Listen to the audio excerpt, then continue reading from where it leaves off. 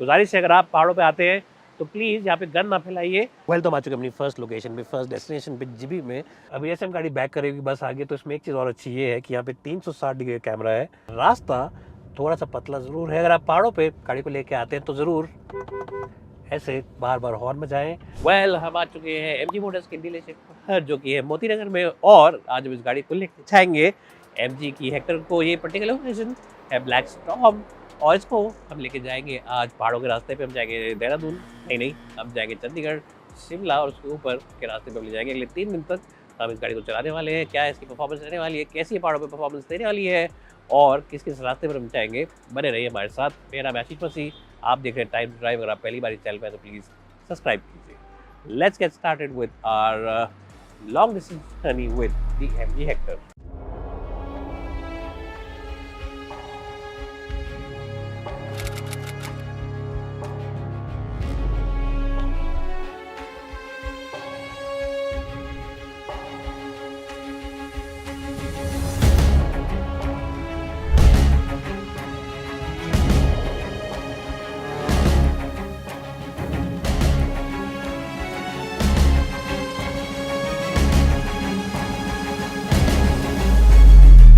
Well दोस्तों, तो जैसा आप देख सकते हैं मैं गाड़ी में आके बैठ चुका हूँ, कैमरा हमने सेट कर दिया है, और हमने नाश्ता दिया। गाड़ी में भी फ्यूल अप है और हमारे अंदर भी पेट के अंदर फ्यूल पूरा अप है। आलू के पराठे अगर आप खाने हो तो अगर आप मूर्छल वाले रोड पे करनाल तक आप जाते हैं, NH1 पे आपको कभी भी भूख की शिकायत नहीं होगी। इतने सारे ढाबे हैं, इतने सारे रेस्टोरेंट्स हैं। अगर आपको मैकडोनल्ड्स, KFC इस टाइप के खाना खाना है तो वो भी अवेलेबल है, और आपको बिल्कुल शुद्ध जिसे कहते हैं कि बिल्कुल फ्रेश खाना खाना है तो वो भी अवेलेबल है। तो यहाँ पे खाने की कोई दिक्कत नहीं है। और अब हमने खाना खा लिया है, हम लोग निकल रहे हैं यहाँ से, हाईवे पर चलते हैं और आपको NH1 के बारे में कुछ बातें बताते हैं। सबसे अच्छी बात जो मुझे लगती है इस गाड़ी की वो है इसके अंदर कि आपको जैसे आप स्टीयरिंग मोड़ेंगे, इंडिकेटर वगैरह अपने आप ही चल जाते हैं। ऐसा नहीं है कि आपको बार बार इंडिकेटर ऑन करना पड़ेगा। कुछ लोग कहते हैं कि ये बात मुझे पसंद नहीं आई इतनी, लेकिन मेरे हिसाब से ये बात ऐसी है जो कि अच्छी है कि भारत में काफ़ी सारे लोग ऐसे हैं जो कि इंडिकेटर वगैरह यूज़ ही नहीं करते हैं।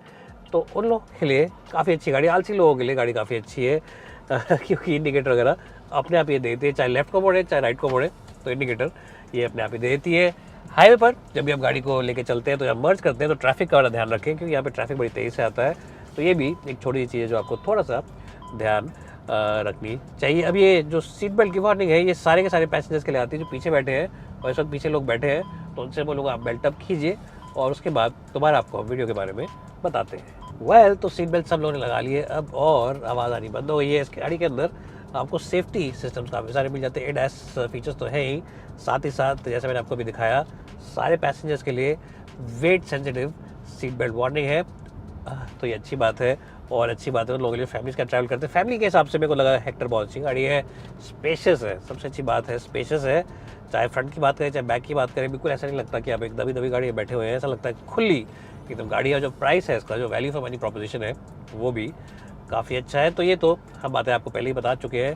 अगर आपको हमारा पूरा इन डेप्थ वीडियो रिव्यू देखना है, चाहे हिंदी में देखना हो चाहे इंग्लिश में देखना हो, तो आप नीचे जाकर चेक कर सकते हैं। डिस्क्रिप्शन बॉक्स के अंदर हमने लिंक दे रखा है, वहाँ पे जाकर आप चेक कीजिए और वहाँ जाके आप देखिए, पूरा इन डेप्थ एनालिसिस हमने दे रखा है।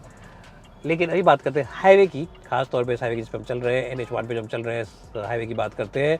NH1 की सबसे अच्छी बात ये है कि जो ये सर्फेसिंग है इसकी बहुत ही बेहतरीन है, और साथ ही साथ बोर्ड्स, साइन बोर्ड्स वगैरह सब जगह लगे। अगर आपको चंडीगढ़ जाना है, अम्बाला जाना है, शिमला जाना है, या उससे आगे जाना है, तो आपको पता रहेगा डिस्टेंस वगैरह कितना कवर करना है।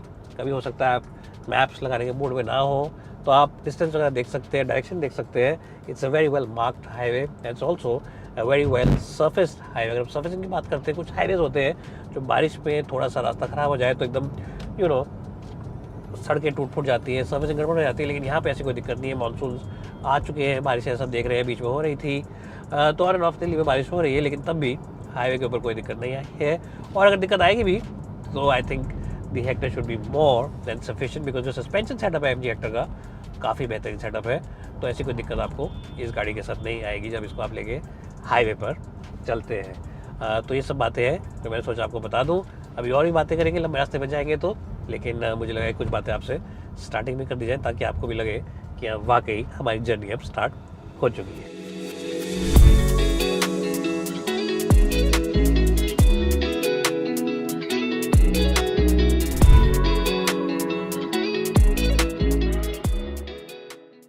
रास्ता थोड़ा सा पतला ज़रूर है। अगर आप पहाड़ों पे गाड़ी को लेके आते हैं तो ज़रूर ऐसे बार बार हॉर्न बजाएं, और हॉर्न के साथ साथ अगर आप अंधेरे में गाड़ी चला रहे हैं तो लाइट्स को अपनी फ्लैश कर दें, हाई बीम लो बीम करते रहे, ताकि इन केस अगर आप मोड़ों पे हो तो जो आगे पीछे से गाड़ी आ रही है उसे पता रहे, जो सामने से गाड़ी आ रही है उसे पता रहे कि ऑपोजिट साइड से भी कोई गाड़ी आ रही है। तो ये एक बड़ा ही एसेंशियल और बड़ा एलिमेंट्री तरीका है अपने आप को सेफ रखने का। अब कुछ लोग कह के बार बार हॉर्न क्यों बजाना है, हाँ आपकी बात भी ठीक है, लेकिन पहाड़ों पे ये चीज़ ज़रूरी है। शहर में तो हॉर्न नहीं बजाए तो अच्छा, लेकिन पहाड़ों पे हॉर्न बजाते हुए चले और हमेशा ही कॉशियस तरीके से गाड़ी चलाएं।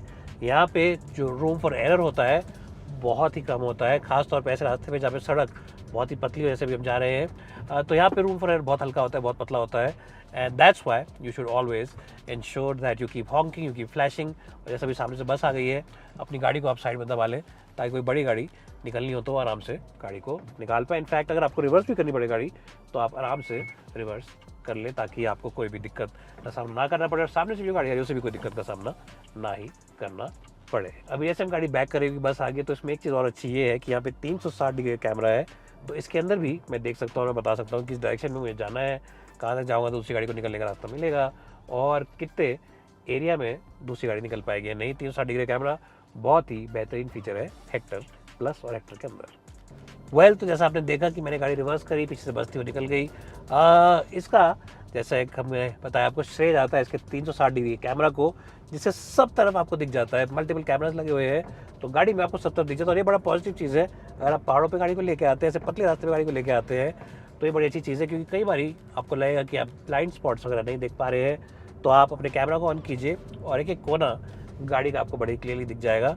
So this something which is quite unique and quite good about having a 360 degree camera, especially on the Hector and the Hector Plus and also on the Aster। ये Aster पे भी आता है कुछ वर्जन के ऊपर, तो ये एक अच्छी चीज़ है जो अपनी गाड़ी में आती है। डेफिनेशन अच्छी है, स्क्रीन भी इस गाड़ी का जो बहुत बड़ा स्क्रीन है, सबसे बड़ा टच स्क्रीन है SUV सेगमेंट में, तो ये भी एक बहुत ही बेहतरीन चीज़ है, क्योंकि जब आप चाहते हैं कि आप हाईवे पर जाए तो आपको डिस्ट्रैक्शन नहीं चाहिए।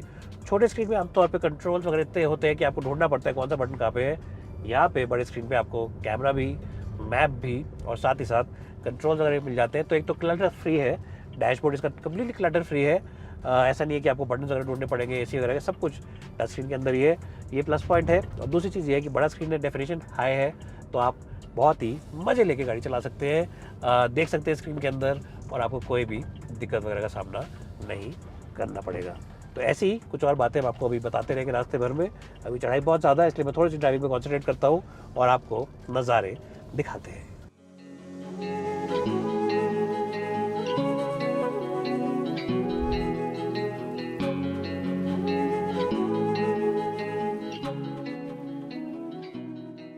तो हम आ चुके हैं अपनी फर्स्ट लोकेशन पे, फर्स्ट डेस्टिनेशन पे, जीबी में। हम जीबी में होटल पे आके रुके हैं, बहुत ही अच्छा होटल है यहाँ पे और आप जैसे देख सकते हैं बहुत ही सुहावने दृश्य, नदी साथ में बह रही है हमारे होटल रूम के और इस गाड़ी ने हमारा साथ अच्छे से निभाया। पेट्रोल वर्जन चलाते मैंने आपको बताया।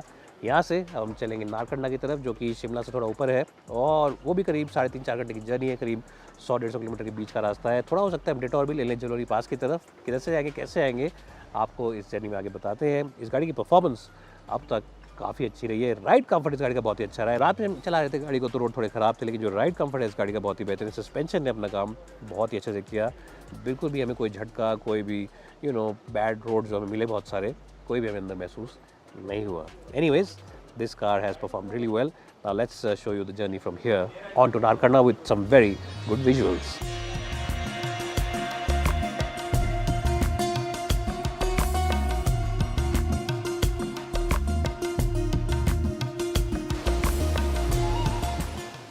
तो आ चुके हैं एक नदी के पीछे, नदी के किनारे। हमने सोचा आपको कुछ विजुअल्स दिखाते हैं। आवाज़ बहुत ज़्यादा है बट नदी की जो आवाज़ है उससे शांति बड़ी मिलती है। अगर आप यहाँ बैठेंगे 10-15 मिनट तो आपका माइंड और बॉडी पूरी रिचार्ज हो जाएगी। ठंडे मौसम में है और यहाँ पे कंस्ट्रक्शन वगैरह काम भी चल रहा है, क्योंकि यहाँ पे नए नए होटल्स वगैरह बन रहे हैं। लेकिन एक आपसे रिक्वेस्ट है, एक आपसे बहुत बड़ी मेरी गुजारिश है, अगर आप पहाड़ों पे आते हैं तो प्लीज़ यहाँ पे गंद ना फैलाइए।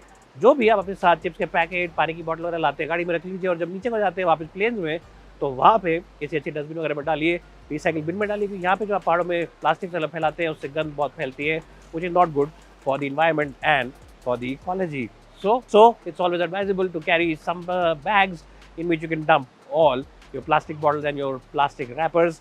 दैट्स माई स्मॉल रिक्वेस्ट, क्योंकि आगे जो इकोलॉजी है इसको संभालने की भी रिस्पॉन्सिबिलिटी हमारी है। जब एंजॉय करते हैं आके तो साथ ही अधिक रिस्पॉन्सिबिलिटी भी है कि यहाँ पे एनवायरनमेंट का ख्याल रखें। एनीवेज, थोड़े विजुअल्स का मजा लीजिए और उसके बाद हम दोबारा अपनी जर्नी पे चलते हैं।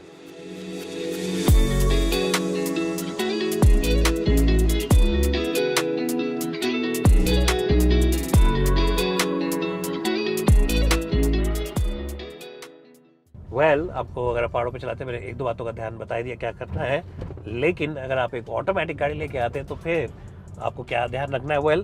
ऑटोमेटिक को अगर आप चढ़ाई पर लेके जा रहे हैं, जैसे भी हम चला रहे हैं, तो बेस्ट है कि इसको मैनुअल मोड में शिफ्ट कर दीजिए और नीचे वाले गियर में रखिए। नीचे वाले गियर में यानी कि पहले या दूसरे गियर में रखिए, क्योंकि चढ़ाई पे पहले दूसरे गियर पे गाड़ी चढ़ाई सही से करती है। चाहे आप कैसा भी टाइप का ऑटोमेटिक लाएं, AMT, CVT या फिर डुअल क्लच, हमेशा मैनुअल मोड पे चलाने की कोशिश करिए और हल्के गियर पे रखिए, यानी कि नीचे गियर पे रखिए, ताकि चढ़ाई पे भी और उतराई पर भी आपको इंजन की ब्रेकिंग का पूरा सारा मिल सके। कुछ लोग सोचते हैं कि गाड़ी हम अगर न्यूट्रल में चलाएंगे तो फ्यूल एफिशिएंसी एनहांस हो जाएगी।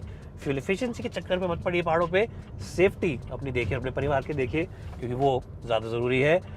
सो that's something which you need to keep in mind, क्योंकि अगर आप चलाते हैं पूरे के पूरे ऑटोमेटिक मोड पर तो CVT कभी कभी दिक्कत कर सकता है चढ़ाई पे। जैसे कि हमें लग रहा है कि कभी कभी हमें थोड़ा सा एफर्ट मारना पड़ रहा है, CVT को थोड़ा टाइम लग रहा है पावर बढ़ाने में, अगर हम लेकिन इसे मैनुअल मोड पे चला रहे हैं ऐसे करके फर्स्ट और सेकंड गियर में, तो कोई भी दिक्कत नहीं आ रही है। तो ये एक बात है जो आपको ध्यान में रखनी चाहिए। दूसरी चीज़ अगर हम बात करते हैं इस गाड़ी की, वैसे तो बहुत अच्छी लगती है और बहुत ही पॉजिटिव चीज़ है वो ये कि अगर आप राइट को मोड़ते हैं स्टीयरिंग इंडिकेटर अपने आप ऑन हो जाता है, लेफ्ट को मोड़ते हैं तो अपने आप ऑन हो जाता है। लेकिन पहाड़ों पे जब आप बार बार गाड़ी लेफ्ट राइट कर रहे हैं तो हर बार इंडिकेटर अपने आप ऑन हो जा रहा है, तो ये थोड़ी सी दिक्कत हो रही है, क्योंकि राइट का इंडिकेटर आप ऑन करते हैं पहाड़ों पे तो उसका मतलब ये होता है कि पीछे वाला कहता है कि हमारे को रास्ता आप दे रहे हैं, रास्ता आपने छोड़ दिया उनके लिए। तो that's something which the Hector आपको रहना पड़ेगा इस गाड़ी के साथ। अगर लेनी है तो पहाड़ों पे लाएंगे तो ये चीज़ तो आपको सामना करना ही पड़ेगा। तो ये एक चीज़ है जो मुझे लगा कि हाँ है इस गाड़ी में। अदर देन दैट, अभी हम ट्रैफिक जैम में फंस गए हैं, गाय रास्ते के बीच में रुक गई हैं और इनका ट्रैफिक जैम से हम बच के अब निकलते हुए बाहर को जा रहे हैं। तो देखिए ये सब थोड़ी चीज़ें हैं जो आपको पहाड़ों पे देखनी पड़ती हैं, थोड़ा केयरफुल रहना पड़ता है। And these are things you need to keep in mind when you driving up the hills. एक चीज़ और जो मेरे को लगता है कि छोटी सी एक इरिटेंट हो सकती है आपके लिए अगर आप पहाड़ों पे हेक्टर को ला रहे हैं, हेक्टर प्लस को ला रहे हैं, वो ये है, ये जो आप सुन रहे हैं, इस गाड़ी के इंडिकेटर अपने आप ऑन हो जाते हैं। आप राइट को मोड़ते हैं, लेफ्ट को मोड़ते हैं। अब इसे ऑफ करने का क्या तरीका है या नहीं है, मेरे ख्याल से आप ऑफ नहीं कर सकते हैं। शहर में it's a very good thing, safety में आपकी हेल्प करता है ये। अगर आप थोड़े से आलसी है या आप भूल जाते हैं इंडिकेटर ऑन करना तो वहाँ पे बहुत चीज़ें, लेकिन पहाड़ों में ये बार बार टिक टिक टिक टिक की आवाज़ थोड़ा सा आपके लिए एनोइंग हो सकती है। और साथ ही साथ पहाड़ों में अगर आप राइट का इंडिकेटर ऑन करते हैं, इसका मतलब आमतौर पे होता है कि जो पीछे से आपसे साइड मांग रहा है आप उसको साइड देने के लिए तैयार हो गए हैं। तो हो सकता है आप ना भी चाह रहे हो, आप सिर्फ नॉर्मल गाड़ी चला रहे हो, लेकिन पीछे वाला शायद सोचेगा कि आप उसे जगह दे रहे हैं तो बराबरी में आपकी गाड़ी लाके खड़ी कर सकता है। So this is the only thing which I felt कि इस गाड़ी के अंदर इसे ऑफ करने का तरीका कुछ होना चाहिए था, ऑप्शन देना चाहिए था, बट क्या पता आगे वाले मॉडल में कभी ऐसा ऑप्शन दे दें। You have to live with this car and this is one small irritant with which you have to live. और इसी के साथ हम आ चुके हैं जलोड़ी पास। जैसा आप देख सकते हैं बहुत सारे यहाँ पे लोग हैं, फॉरेन टूरिस्ट बहुत सारे हैं और गाइड्स, बाइक टूर्स, बहुत सारी चीज़ें पे हो सकती है। आपको कुछ झलकियाँ भी आके दिखाते हैं।